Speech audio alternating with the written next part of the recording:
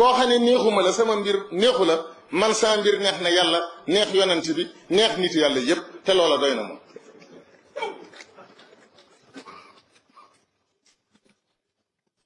ministre bi wax na fi léegi lu doy kibaan rapport boobu mi ngi nekk le 25 octobre 1915 Antoine moomu wax na ca lu bari ci yëm Serigne Touba dama lay dëggalal rek nee na